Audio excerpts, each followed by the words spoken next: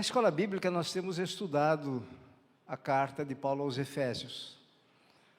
Então, nós vamos continuar a escola bíblica aqui agora, na verdade, para incentivá-los a estudar conosco.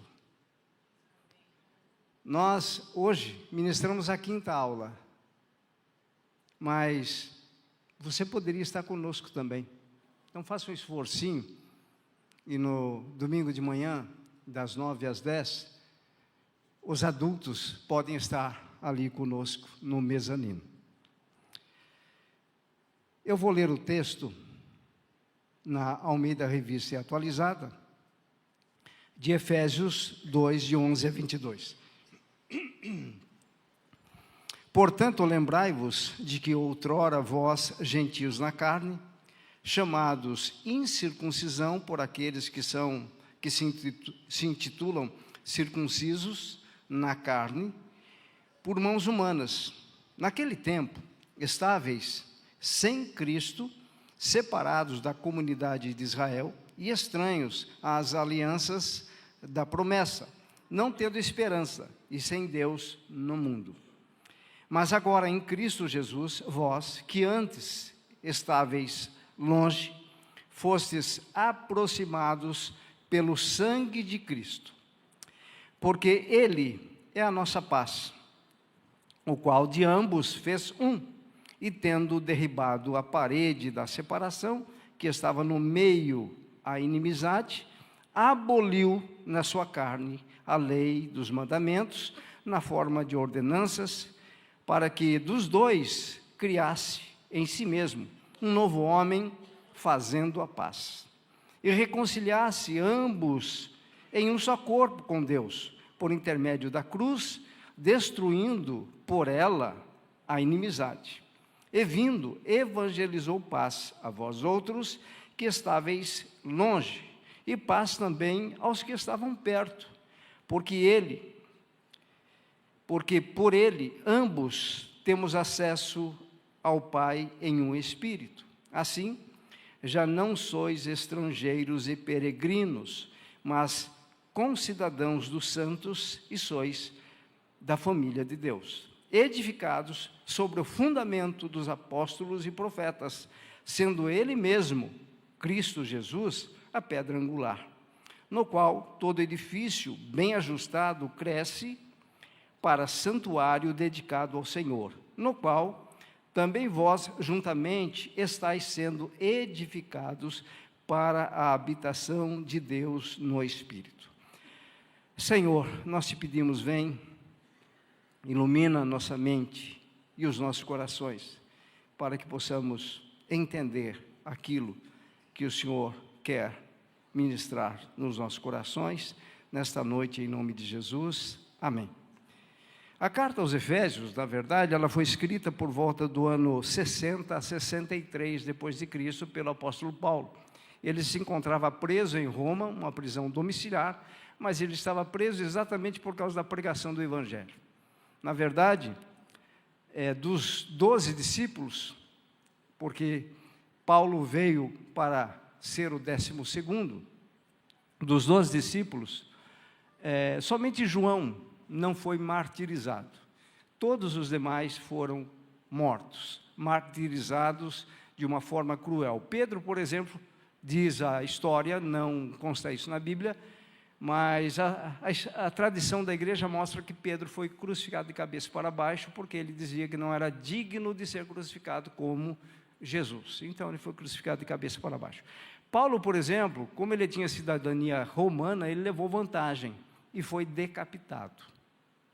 Por que levou vantagem? Porque entre crucificação e decapitação é melhor ser decapitado, porque a dor não existe na decapitação, né?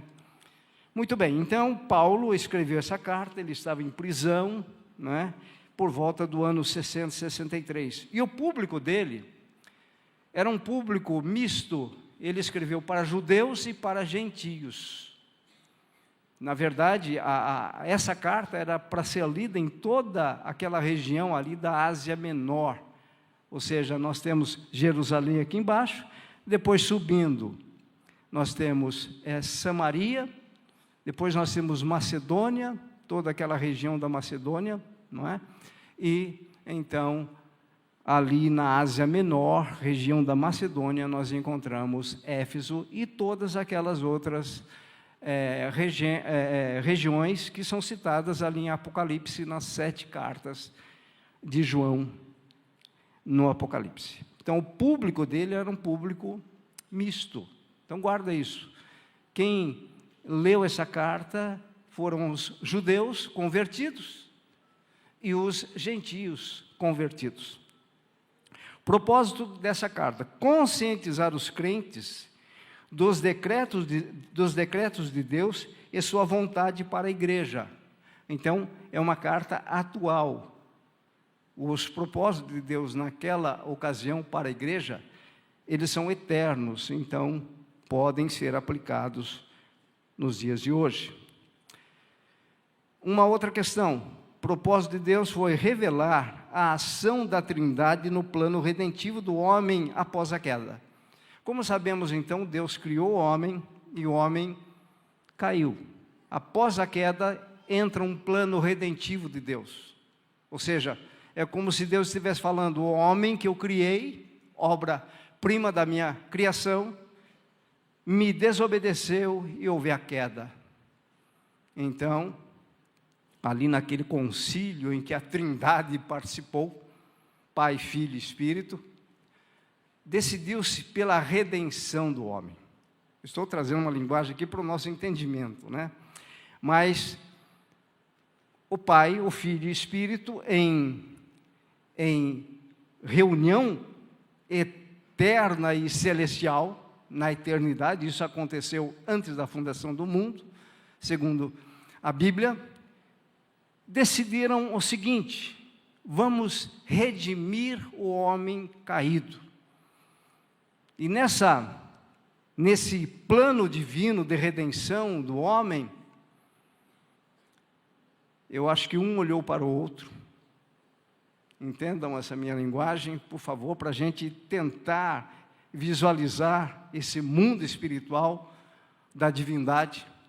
Eles se olham, e o Pai olha para o Filho, o Espírito olha também para o Filho. Isso não está na Bíblia por minha conta, tá bem? E o Filho diz assim: eu já entendi. Eu serei aquele que vou executar a redenção. Então o Pai decreta, o Filho executa. E o Espírito então diz o seguinte: tá bom, eu aplico a redenção no coração daquele que vai ouvir o Evangelho. E assim nós temos o plano divino para instituir a igreja. Isso ocorreu quando? Repito, antes da fundação do mundo. Então a igreja, ela nasce na eternidade.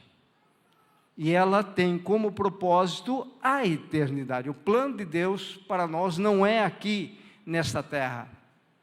Por isso que aos Colossenses, Paulo vai dizer: olhai para as coisas que são de cima, buscai as coisas que são do alto. Mas como nós somos teimosos, buscamos as coisas que são aqui da terra, não é? E às vezes sofremos tanto. Mas o plano divino é que nós tenhamos entendimento para buscar as coisas espirituais, as coisas celestiais. Tema predominante dessa epístola é a nossa posição, a posição da igreja em Cristo. Então, eu espero que a gente saia com mais entendimento a respeito da nossa posição em Cristo aqui. A divisão da carta, os 3 primeiros capítulos da epístola expressam um conteúdo mais doutrinário. Capítulo 1, 2 e 3, Paulo vai tratar dessas questões doutrinárias. O capítulo 4, 5 e 6 é mais a prática. O que isso demonstra a nós? Que uma doutrina correta nos conduz para uma prática correta. Isso faz parte de toda a estrutura bíblica. O ensino correto me leva à prática correta. Da mesma forma, por exemplo, que se eu aprendo a dirigir um carro de uma forma correta, eu vou continuar praticando a forma correta de dirigir o carro. Por exemplo, todos nós aqui aprendemos a dirigir um carro manual, certo? Lembra? Tem que pisar na embreagem, mudar a marcha, primeira, segunda, terceira, quarta, quinta, não é? O carro de alguns aí já tem sexta marcha e assim vai. A primeira vez que eu peguei um carro automático, eu procurei a embreagem. E aí, o que aconteceu? O carro em movimento. Eu fui querer cambiar. A minha mente estava condicionada ao carro manual. E aí, quando eu vou querer cambiar, eu piso no freio, pensando que é a embreagem. E aí, dá aquele tranco no carro. Então, o que acontece? Eu precisei aprender corretamente a dirigir um carro automático, para que a prática fosse executada de forma correta. Agora, imagine você aprendendo um evangelho falso, a sua prática será falsa. Tá bem? Então, quando você nasce num lar que não é evangélico, você vai ter uma tendência a seguir aquela orientação que você recebeu dos seus pais. Aí Jesus entra e começa a fazer a limpeza na mente para que suas práticas sejam corretas. Muito bem, capítulo 1 de Efésios, nós encontramos então a Trindade operando, Pai, Filho e Espírito. Tá bem? No capítulo 2, nós vamos ver Paulo destacando que a salvação é pela graça, por meio da fé, e isso não vem de vós, é dom de Deus. Mas antes, ele mostra o seguinte, que nós estávamos mortos nos nossos delitos e pecados, como se fôssemos um marionete nas mãos do... Como que é aquele condutor de marionete? Não me lembro agora, mas como se fôssemos um marionete nas mãos do ventríloco. E a figura que Paulo traz ali é que nós estávamos debaixo de potestades, da operação desse reino do mal, nas regiões celestes, que é essa região em que nós estamos aqui, onde nós temos a atmosfera, onde até os aviões voam. Esses impérios malignos estão operando nessas regiões do planeta Terra. E então a figura ali é de que o ventríloco é Satanás dominando cada pessoa que é o marionete. E aí Paulo vai dizer que em Cristo isso se inverte. Deus nos coloca acima de principados e potestades, porém, nós continuamos debaixo de um reino agora. Então, nós saímos de um império, de uma autoridade maligna, e entramos para o reino do Filho do seu amor. E Paulo fala isso também lá em Colossenses 1,13. Deus nos transportou do império para o reino. Deus é especialista em fazer isso. No império nós tínhamos escravidão, éramos escravos. No reino nós estamos acima do império e nós dominamos o império. Então a posição da igreja é acima das potestades e não abaixo. Tudo bem até aí? E agora no capítulo 2, além da salvação pela graça, Paulo vem e nos traz estas informações aqui, que eu coloquei como tema a abrangência da obra de Cristo. O que estou querendo dizer com isso? Que a obra de Cristo, ela não é somente aquilo que nós achamos que é. Na escola bíblica eu dei um exemplo, por exemplo, de quando você adquire um carro, você compra um automóvel, e você sai da concessionária com um carro novo, aquele cheirinho de novo, gostoso, né? Nem barulho faz, se for elétrico. E aí, pessoal, mas você não imagina o trabalho que deu para que aquele carro fosse montado. Então, para que aquele carro fosse montado e você adquirisse aquele carro, então o engenheiro, teve uma equipe de engenheiros, que montaram toda aquela estrutura, com todas as peças e parafernálias que um automóvel tem, e você está dirigindo. Então você fala, puxa, que legal, mas você não vê tudo o que aconteceu antes. Essa figura que nós temos a figura de Jesus na cruz, nós falamos hoje na ceia, no seu corpo, representando o pão, seu sangue, representado pelo vinho da nova aliança, e nós nos alegramos por isso, porque fomos salvos. A morte redentiva, ou seja, Ele nos comprou pelo seu sangue, a morte vicária, ela foi substitutiva, a morte era para eu assumir, porque eu sou pecador, mas Ele assume meu lugar, por isso a morte é vicária. Esse termo significa substituto. Mas ela abrange ainda mais. Então, quando Paulo escreve, aqui no capítulo 2, neste parágrafo, como diz o Dr. Giovano, nesta perícope, que é um conjunto específico de versículos que você extrai do texto para estudar. Então, do versículo 11 ao 22, o que Paulo vai nos mostrar, então?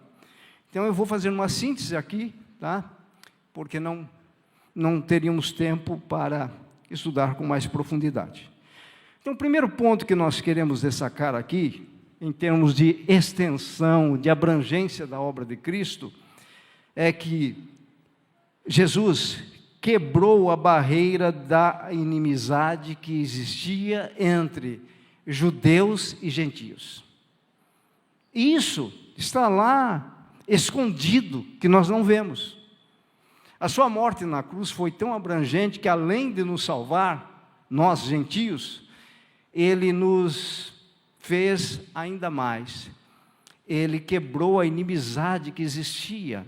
Então, naquela época, gentios eram gentios, filhos da desobediência, você vai ver isso em versículos anteriores, enquanto que os judeus eram os filhos da aliança. E os judeus, principalmente, eles não suportavam os gentios, muito menos os samaritanos. Os samaritanos eram uma mistura era uma mistura de judeus e sírios. Então, quando nascia, por exemplo, um samaritano, o samaritano era considerado impuro porque ele nasceu de um casamento misto. Judeu, relacionando-se com um sírio, de uma raça que não era judia, nasce o quê? Uma criança que não é nem judeu e não é nem gentio. Como que eles chamavam? Samaritanos. Então, judeus não suportavam os samaritanos e também nem os gentios. Para o judeu, na mente dele, a salvação era somente para os judeus. Pedro pensava assim. Então, antes de Pedro pregar para um gentio, lá em Atos capítulo 10, quando fala a respeito da conversão de Cornélio, Deus precisou mostrar para ele um lençol com animais impuros. O que Deus estava querendo mostrar para Pedro? Não considere imundo, não considere impuro aquilo que Deus purificou. A extensão do poder salvífico de Jesus para os gentios, o sangue, a obra expiatória de Jesus envolve gentios. E Deus planejou isso quando? Na eternidade. E os judeus pensavam que não, nós somos os filhos da promessa, a salvação é para nós. Mas Deus então vai estendendo a graça para os gentios. E Ele disse isso quando chamou Abraão. Tanto é que Abraão chamava-se Abrão, pai exaltado. E Deus mudou para Abraão, pai de nações. Mas os judeus tinham dificuldade, e têm dificuldade, principalmente aqueles que não creem em Cristo, de entender as Escrituras. Imagina um judeu ouvindo essa pregação, ela vai falar, que cara petulante. Mas entenda, essa chamada de Deus para Abraão, que ele seria pai de nações e não pai de nação, porque os hebreus formaram uma nação. Então nós temos a nação de Israel, e dessa nação nós temos os judeus, tá bem? É uma nação.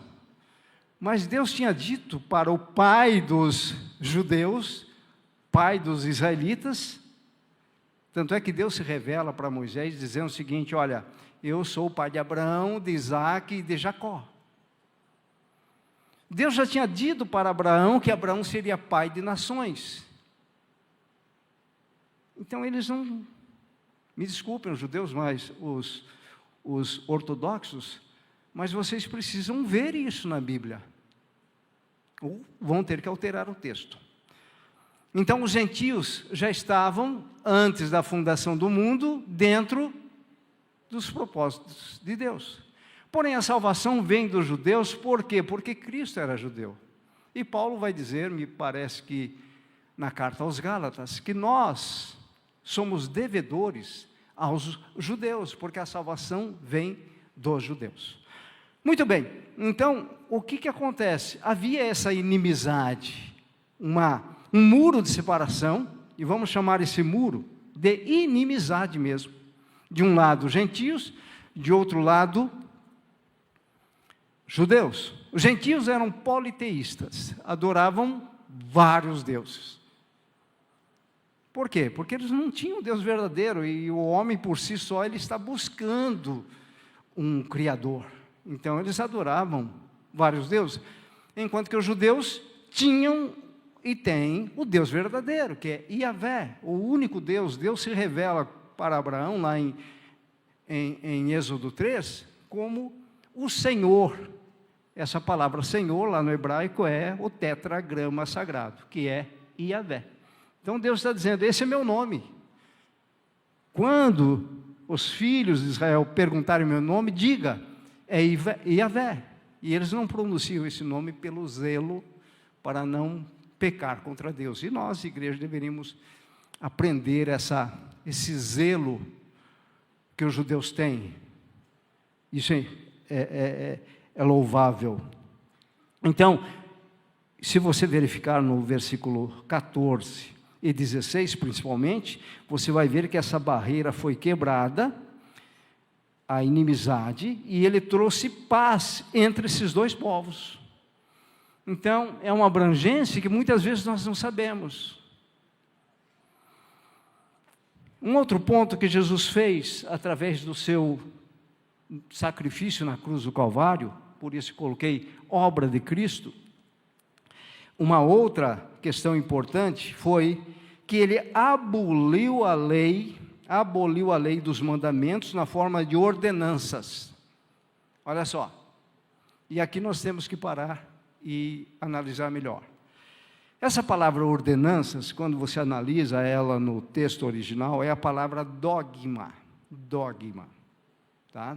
A Igreja Católica usa muito essa palavra. Dogma, na verdade, era um conjunto de regras e requerimentos da lei de Moisés, que sugere a severidade e julgamento ameaçador. Era aquela ideia dos fariseus que queriam que todos seguissem a lei de Moisés à risca e cumprisse. E se você não cumprir, você será condenado. E eles mesmos não tinham poder e não têm poder até hoje de cumprir a lei de Moisés. Vale uma ressalva aqui. A lei de Moisés, em algumas sistemáticas, ela se divide em lei moral, lei civil e lei cerimonial. Lei civil é somente para Israel. As leis cerimoniais também é somente para Israel. Então as festas, todas aquelas festas do tabernáculo, festas de das cabanas, todas aquelas simbologias das festas, a própria Páscoa, que arremete para o Cordeiro Pascal, para um sacrifício, tanto é que o tema da nossa Páscoa, da cantata no dia 20, será sacrifício. Mas nós não comemoramos a Páscoa, nós não matamos o Cordeiro, nós não comemos a carne do Cordeiro na Páscoa, nós não comemos as ervas amargas que simbolizavam o tempo de escravidão de 400 anos no Egito, nós não comemos o pão sem fermento, que era um símbolo de que eles deveriam se preparar, comemorar a Páscoa e sair rapidamente. E viria então a 10ª praga, que foi a morte dos primogênitos. Então, nós não comemoramos isso e não tem sentido isso para nós. Isso era uma lei cerimonial para os judeus. Tá bem? Agora nós podemos, e é o que nós fazemos, nós comemoramos a morte e a ressurreição de Jesus, porque, como nós vimos, ele realiza a última Páscoa, e na última Páscoa ele já introduz a nova aliança. Então, a partir de agora, nós temos a ceia todas as vezes que vos reunis. E quando Paulo fala isso, lá no Antigo Testamento, era aquela questão de cada reunião, eles realizavam uma ceia. Então, por exemplo, aqui nós deveríamos realizar a ceia no domingo, na terça, no sábado, que tem reunião também, no domingo, todas as vezes que eles se reuniam, tinha essa participação da ceia. E eles faziam toda essa lembrança em memória de Cristo. Mas Jesus vem e também vai nos abolir a lei. Então, lei cerimonial e lei civil é para os judeus. Tudo bem. Mas a lei moral, que está sintetizada nos 10 mandamentos, lá em Êxodo capítulo 20, você encontra a lei moral de Deus, os 10 mandamentos, ele não aboliu. Pelo contrário, Deus, através do Espírito Santo, aplica essa lei para que nós possamos viver por ela. Então, é um poder do Espírito gerado em nós, para que nós possamos cumprir a lei moral de Deus. Aliás, isso faz parte da vontade de Deus, tá? Que nós cumpramos a lei que Ele estabeleceu. Mas essa lei que era um peso, que era a ideia aqui de severidade, julgamento ameaçador, Jesus quebrou isso. Então, quando Jesus quebrou, os judeus não podem mais ameaçar os gentios e nem a eles mesmos. Então, esse seria o segundo ponto. O terceiro ponto, são 150 pontos, pessoal. Brincadeira. Terceiro ponto, ele evangelizou a paz entre judeus e gentios. Então, a morte sacrificial de Jesus trouxe essa boa nova, essa notícia de que a parede da inimizade tinha sido quebrada. Então, essa é a ideia de evangelizar, trazer boas novas de paz. Quarto ponto. Esse quarto ponto é brilhante.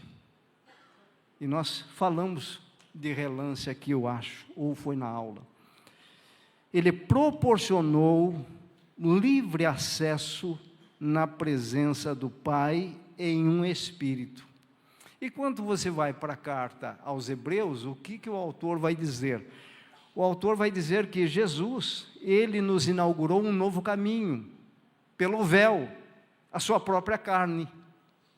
E aí você começa a associar véu, a sua própria carne, no momento em que Jesus morre, na hora 9, às 15 horas, o véu se rasgou.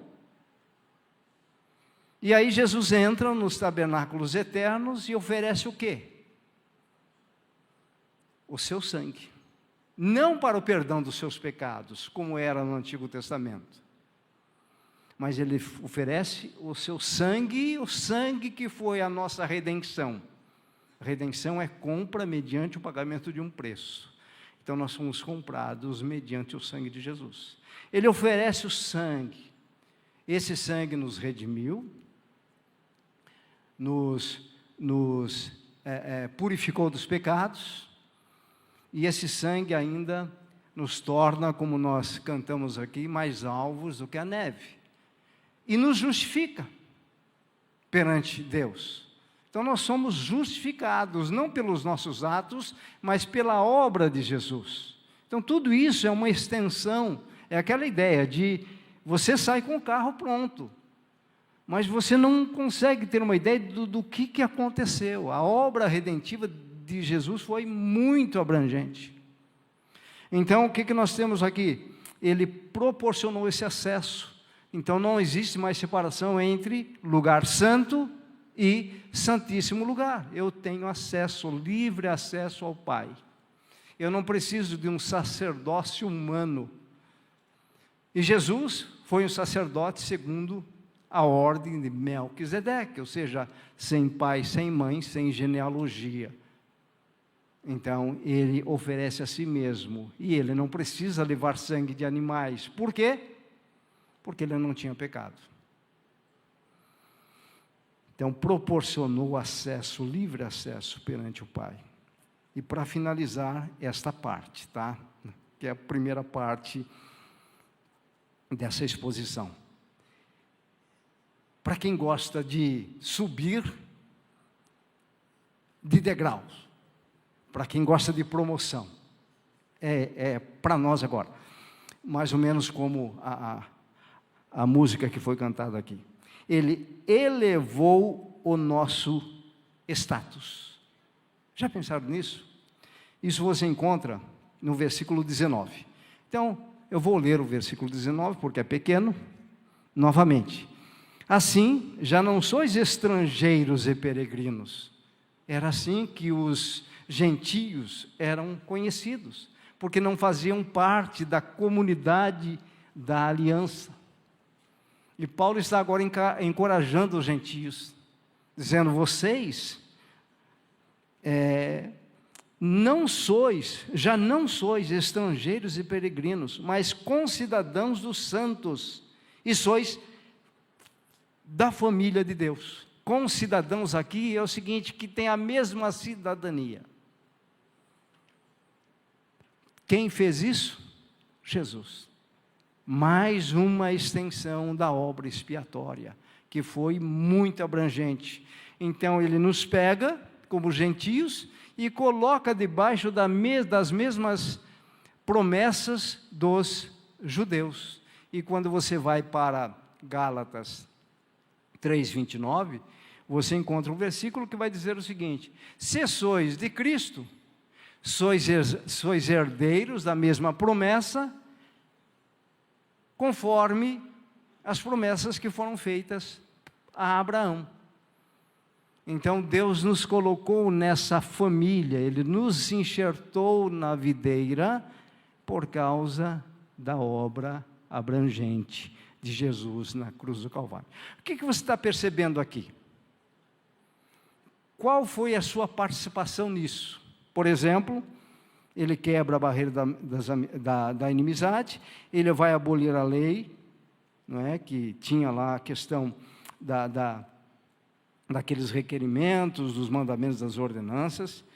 Ele evangelizou a paz, proporcionou livre acesso e elevou a nossa cidadania de estrangeiros e peregrinos para filhos da mesma promessa. Filhos da obediência agora, filhos da aliança, nova aliança. O que nós fizemos? Nada. Por isso que o nosso espírito deve ser de adoração por aquele que fez tudo por nós e nos colocou numa posição de honra acima de potestades e qualquer ação demoníaca que seja elencado aí. E é por isso que os evangelhos, Jesus mesmo vai dizer que as portas do inferno não prevalecerão contra a igreja. O que significa dizer que o inferno, ele tem, Jesus usa essa metáfora de que o inferno tem uma porta. E essa porta vai ser arrombada. Por quem? Pela igreja. Aí entra a evangelização, a intercessão, os avivamentos que vêm, e massas e mais massas de pessoas são salvas por causa da igreja que está marchando. Agora vejam, existem algumas consequências que você vai encontrar nos versos 20, 21 e 22, e aí nós finalizamos. Muito bem, no verso 20 vai dizer o seguinte, que nós fomos edificados sobre 2 fundamentos. No Antigo Testamento, quem é que trazia, quem é que era a boca de Deus? Os profetas. E no Novo Testamento, quem é que traz as boas novas e as sãs doutrinas? Os apóstolos. Então, aí Jesus vai dizer o seguinte, ou seja, Paulo vai dizer o seguinte, que nós fomos edificados sobre fundamentos dos apóstolos e profetas. Mas não somente isso. Ele diz o seguinte, tem um sustentador desses fundamentos. Então, aquele que executou a obra, aquele que fez tudo o que precisava ter feito, é ainda o sustentador da igreja. Então imagine Jesus, conforme Paulo diz aqui, Cristo é a pedra angular. Então ele está usando uma metáfora para mostrar para nós que nesse edifício espiritual chamado igreja, que é formado por pedras vivas, que somos cada um de nós, existe uma pedra angular que sustenta tudo isso. Então, se nós tirarmos doutrinas e fundamentos, se nós tirarmos a base profética que trouxe toda a revelação para o Novo Testamento, se nós tirarmos as doutrinas dos apóstolos, e principalmente se nós tirarmos a pedra angular, nós não existimos como igreja. E está entrando e se infiltrando na igreja o chamado Evangelho, e agora? W-O-K-E. Como que pronuncia isso, Meire? W-O. Woke. Evangelho, woke. Vocês vão começar a ouvir bastante disso. Eu coloquei os óculos para ver lá o horário, pessoal. Que sem óculos enxergo bem de perto, mas para ver a hora eu preciso colocar os óculos. Evangelho, woke. Vai aparecer muito aí agora nas mídias, tá? Então, o que acontece? É um evangelho, é um falso evangelho, na verdade. A origem dele está na chamada teologia liberal. O que significa isso? É uma forma de interpretar a Bíblia que não considera, por exemplo, a autoridade do autor. Ou seja, nós sabemos que a Bíblia ela foi inspirada pelo Espírito e os autores foram movidos. Então, dentro dessa teologia liberal, eu posso ler, por exemplo, a história, a narrativa de Jonas e dizer, não, isso foi um mito. Eu não aceito isso como uma verdade histórica, como uma narrativa histórica, mas eu aceito isso como um mito apenas. Ou seja, nessa teologia liberal, é um método chamado, foi criado um método para isso, que nasceu no século XVIII, XIX, deu uma morrida um pouco no século XX, e agora no século XXI ele está entrando novamente de forma muito forte. É um método chamado histórico-crítico, que é usado, sabe por quem? Por grande parte das escolas, desde a educação infantil até o ensino médio, e se alastra principalmente nas faculdades, esse método, que vai levar a criança e o jovem a duvidar de algumas verdades bíblicas. Então, eles não creem na oração, não creem em cura, eles não creem na inspiração das Escrituras. Logo, você tem um jovem consagrado aqui, e ele está adorando a Deus, está sendo um instrumentista, está participando do louvor, entra na faculdade, vai barrar com esses professores que têm uma facilidade de persuasão muito grande, tem uma cultura forte, e aí você vai ver, você começa a perder o seu filho pelos vãos do dedo. Ele está recebendo lá uma doutrinação. Isso geralmente é terrível, e está entrando. E agora, essa ideia do evangelho Wook, tem esse pensamento. Tem esse pensamento de introduzir no meio da igreja, de forma disfarçada, um evangelho que aos poucos vai dizendo, olha, não é bem assim, tá? Então, fiquem preparados. Os pais da igreja e os apostólicos estavam ali com os apóstolos. E os pais da igreja, então, a partir do século II, século III. Como que eles liam a Bíblia? Ou melhor, como que eles consideravam a Bíblia? Como sendo a autoridade absoluta. Eles criam na inspiração das Escrituras, respeitavam e entendiam que para interpretar precisaria fazer uma leitura usando um método também que agora é chamado de método histórico gramatical.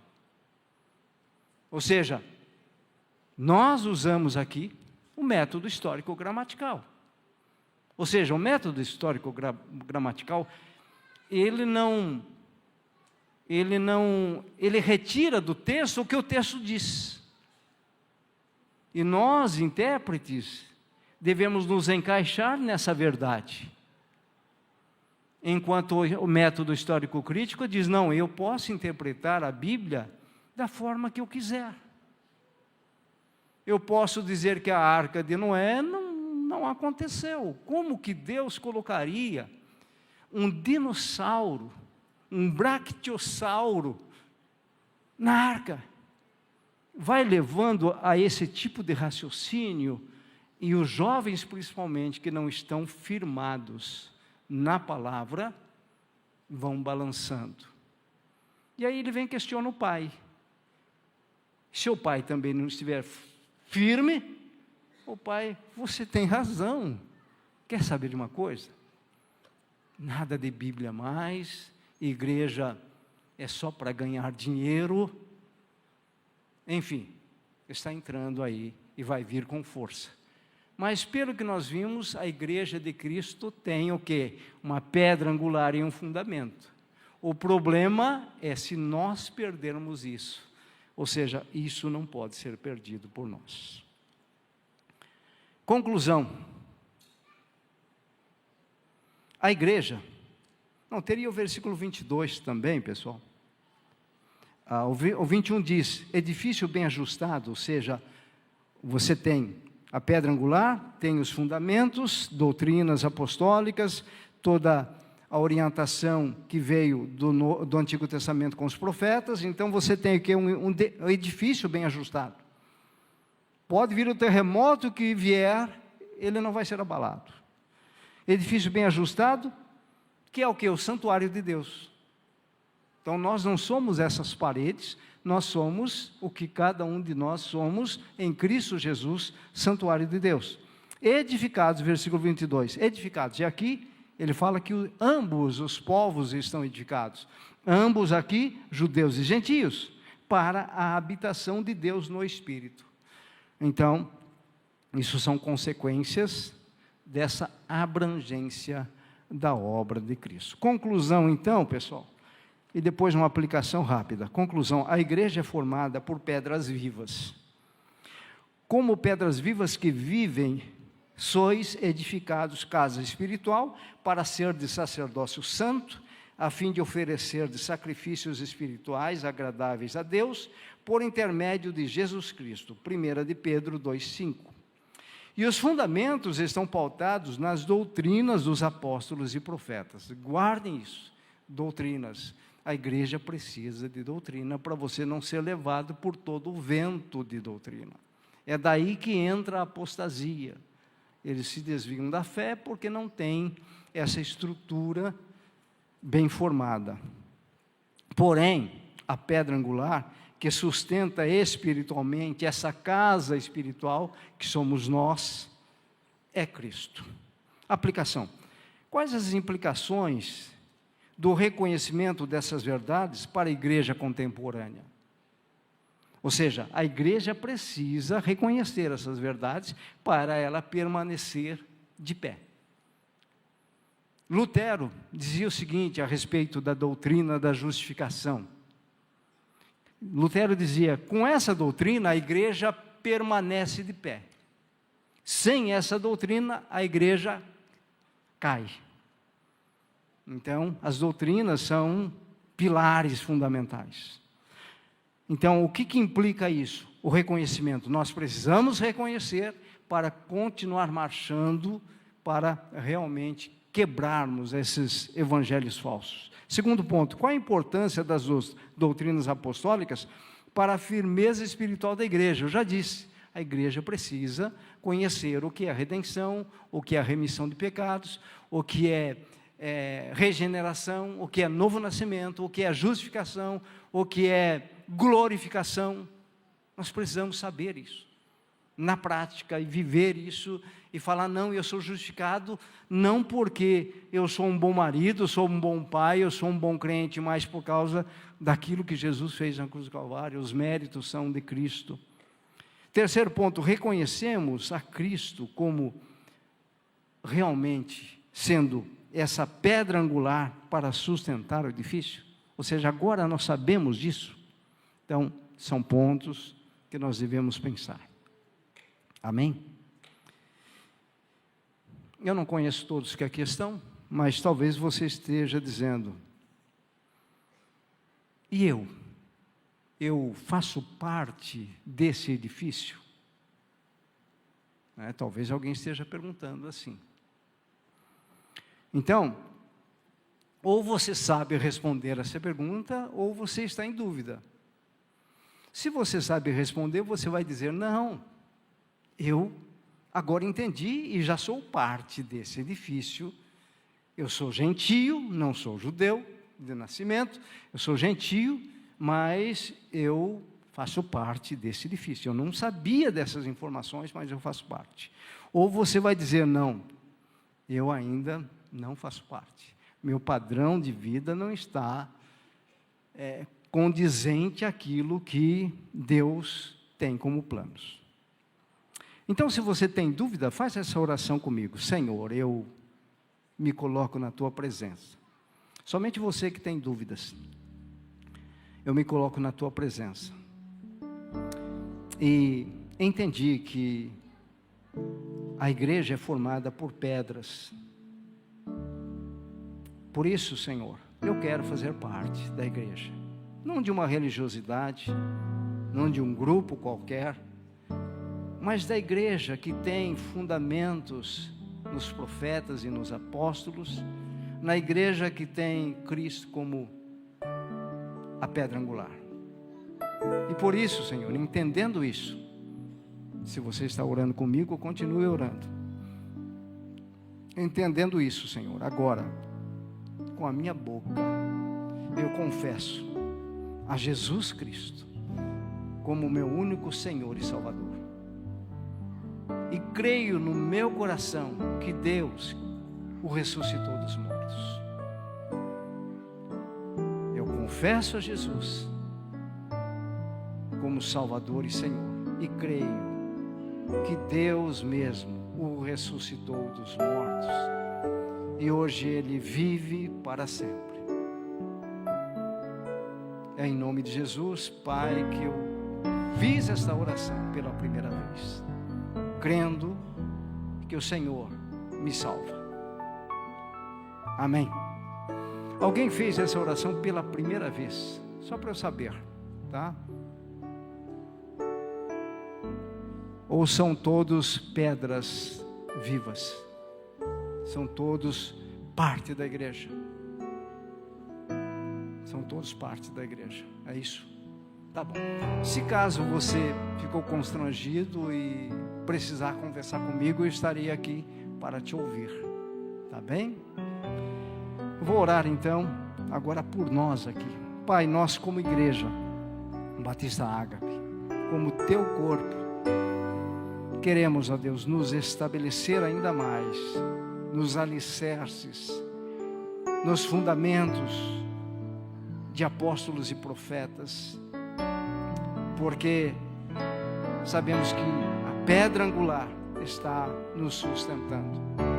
Ajuda-nos, Senhor, como igreja, a permanecer nas doutrinas cristãs, nas doutrinas dos apóstolos, conforme Atos 2:42.